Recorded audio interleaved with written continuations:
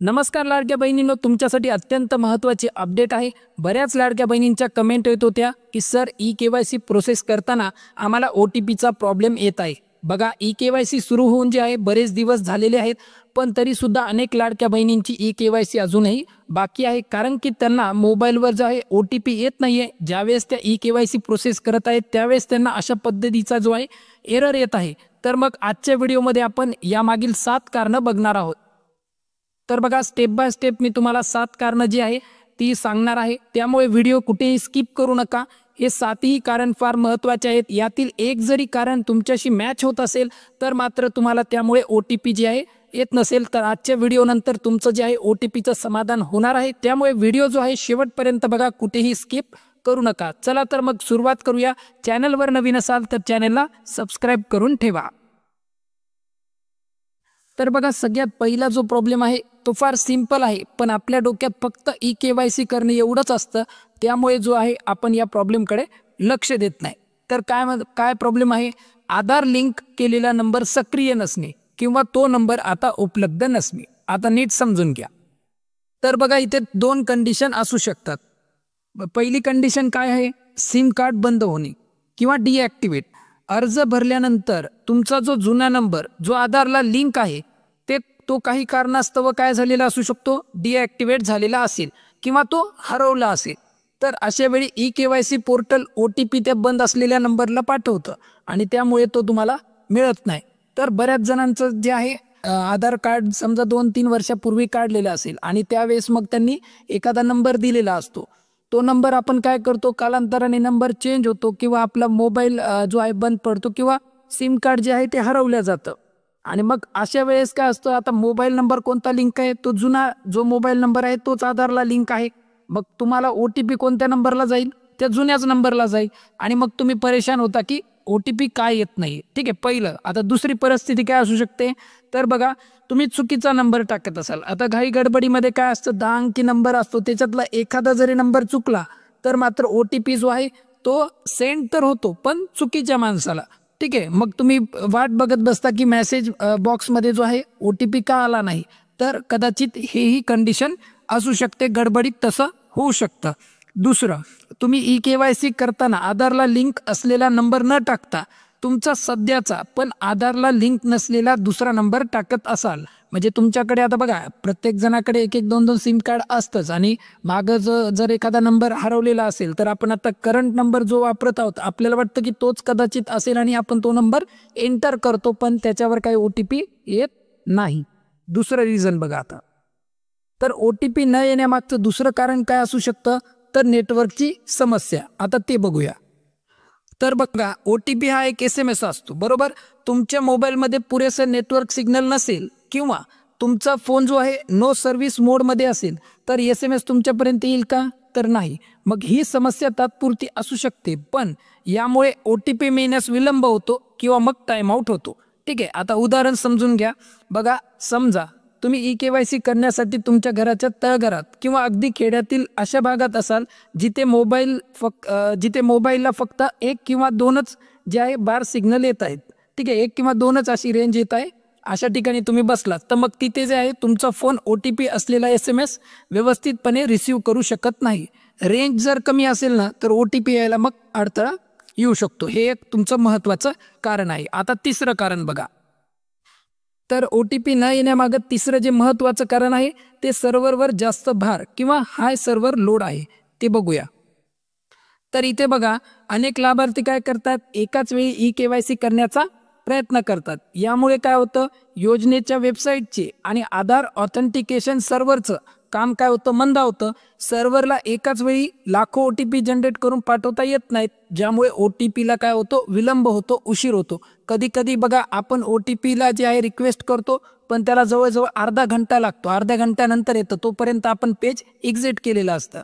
आता उदाहरण नीट समजून घ्या। बघा, कल्पना करा की तुम्ही एकाच वेळी एकाच दरवाजातून 100 लोकांना बाहेर काढण्याचा प्रयत्न करत आहात। सर्व्हरची स्थिती पण तशीच होती। OTP पाठवण्याची विनंती म्हणजे रिक्वेस्ट सर्व्हरला मिळते, पण त्या वेळेवर प्रोसेस न झाल्याने OTP मिळत नाही। हे एक महत्त्वाचं कारण असू शकतं। तर बघा, OTP न येण्यामागचं 5वं जे कारण आहे, मोबाईलमध्ये SMS इनबॉक्स पूर्णपणे भरणे। तर बघा आता हे बघूया. तर आता नीट लक्षात घ्या, प्रत्येक मोबाईलमध्ये काय असतं, SMS साठवण्याची एक निश्चित जागा असते म्हणजे मेमरी. तर तुमच्या फोनमध्ये अनेक वर्षापासूनचे मेसेजेस भरले असतील आणि इनबॉक्सची मेमरी 100% पूर्ण झाली असेल तर नवीन OTP आलेला SMS घेण्यासाठी जागा शिल्लक राहत नाही. नवीन OTP समजा आला तर मग तो घेण्यासाठी काय तुमच्याकडे जागा शिल्लक नसते, कधी कधी मेमरी फुल झालेली असते, त्यामुळे देखील ही समस्या येऊ शकते. आता एक उदाहरण लक्षात घ्या. समजा तुमच्या फोनची SMS मेमरी 5000 मेसेजेसची आहे. समजा 5000 मेसेज तुमच्या मेमरीमध्ये येऊ शकतात समजा, आणि मग तुमच्या इनबॉक्समध्ये आधीच 499 मेसेज जमा आहे.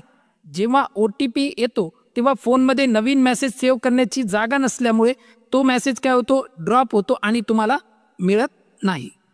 तर बघा, OTP न येण्यामागं 6वं जे कारण आहे ते फार महत्त्वाचं आहे, ब्राउझर कुकीज आणि कॅशे समस्या. आता नीट लक्षात घ्या, eKYC पोर्टल सारख्या वेबसाईटसाठी तुम्ही वापरत असलेलं ब्राउझर म्हणजे काय, आपण वेगवेगळे ब्राउझर वापरतो, जसं मोबाईलमध्ये काय शक्यतो सगळ्यांच्या गुगल क्रोम किंवा फायरफॉक्स हे 2 जे आहेत ब्राउझर असतात, त्यांची सेटिंग करणं तुम्हाला गरजेचं आहे.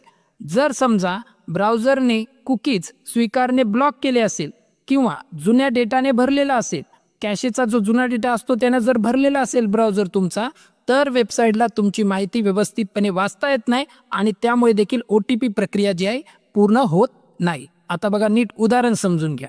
समजा तुम्ही क्रोम ब्राउझरमध्ये थर्ड पार्टी कुकीज बंद ठेवले आहे. यामुळे eKYC पोर्टल तुमच्या आधार सर्व्हरशी संपर्क साधण्यासाठी आवश्यक असलेला तात्पुरता डेटा म्हणजे कुकीज काय साठवू शकत नाही. परिणामी काय होतं, तर सेंड OTP बटनावर क्लिक केल्यानंतरही OTP येत नाही किंवा पेज जे आहे लोड होत नाही. त्याच्यामुळे तुम्ही जो कोणता ब्राउझर वापरत असाल त्या ब्राउझरची सेटिंग चेक करा, कॅशे क्लिअर करा. ठीक आहे, कॅशे क्लिअर करायचे आहेत आणि कुकीज तुम्हाला क्लिअर करायचे आहेत, व्यवस्थित सेटिंग करून घ्या. तर बघा, OTP न येण्यामागं 7वं जे कारण आहे, रिचार्ज संपल्यामुळे OTP न येणे. आता बरेच जण काय करतात, 4-4, 5-5 महिने रिचार्जच करत नाहीत. तर आता ही कंडिशन समजून घ्या, नीट लक्ष द्या. मोबाईल रिचार्ज संपला तरी तुम्हाला इनकमिंग मेसेज येणे अपेक्षित असते, परंतु अनेक मोबाईल कंपन्या रिचार्ज नसताना काय करतात, सिम कार्डला इनॅक्टिव्ह करतात, निष्क्रिय करून टाकतात. मग काय होतं, त्याची सेवा SMS ची जी सेवा असते ती देखील थांबवतात. SMS व्हॅलिडिटी तुमची थांबवून टाकतात. मग फोन तुमचा नेटवर्कमध्ये जरी दिसत असेल आणि जर तुमच्या नंबरची मेसेज व्हॅलिडिटी संपलेली असेल तर eKYCचा OTP देणारा सरकारी सर्व्हर तुमच्या नंबरवर मेसेज पाठवू शकेल का? नाही. यामुळे तुम्हाला जे आहे OTP येत नाही. उदाहरण नीट समजून घ्या. तुम्ही फक्त समजा कॉलिंग पॅक वापरत असाल आणि SMS पॅक जो आहे तो घेतला नसेल तर इनकमिंग SMS मिळण्यास अर्थ येतात. अशा परिस्थितीत त्वरित छोटा रिचार्ज करून सिमची व्हॅलिडिटी आणि SMS सेवा सुरू करणे आवश्यक आहे. बघा, भरपूर जणांना अशी सवय असते 4-4, 5-5 महिने रिचार्ज करत नाहीत, पण आता सध्या रिचार्ज कंपन्या काय करत आहेत, तर मग त्यांच्या सर्व सेवा ज्या आहेत बंद करतात, त्यामुळे जो आहे SMS आपल्याला प्राप्त होत नाही. तर बघा, OTP न येण्यामागची जी प्रमुख कारणे आहेत ती आता आपण 1 बाय 1 एकदा रिवाईज करूयात. पहिलं कारण काय, आधार लिंक केलेला मोबाईल नंबर सक्रिय नसणे. दुसरं काय, मोबाईल सिमचा रिचार्ज संपलेला असणे. तिसरं काय असू शकतं, नेटवर्क सिग्नल कमकुवत किंवा कमी असणे. चौथं काय आहे, सर्व्हरवर जास्त भार असू शकतो. 5वं काय आहे, चुकीचा आधार क्रमांक किंवा कॅप्चा कोड भरणे. 6वं काय आहे, ब्राउझरमधील कुकीज किंवा कॅशे समस्या असू शकते. आणि 7वं महत्त्वाचं काय, मोबाईल SMS इनबॉक्स पूर्णपणे भरलेला असू शकतो. बघा, तुम्हाला 7ही कारणं जी आहेत ती सांगितलेली आहेत. या 7 पैकी एकही कारण जर तुम्हाला लागू होत असेल तर तुम्हाला OTP जो आहे त्यामुळे कदाचित येत नसेल. पण आजचा व्हिडिओ तुम्हाला आवडला असेल, व्हिडिओमध्ये सांगण्यात आलेली माहिती आवडली असेल तर व्हिडिओला एक लाईक नक्की करा आणि अशाच माहितीसाठी आमच्या चॅनलला जे आहे सबस्क्राईब करून ठेवा. आता भेटू आपण पुढच्या व्हिडिओमध्ये. जय हिंद, जय महाराष्ट्र.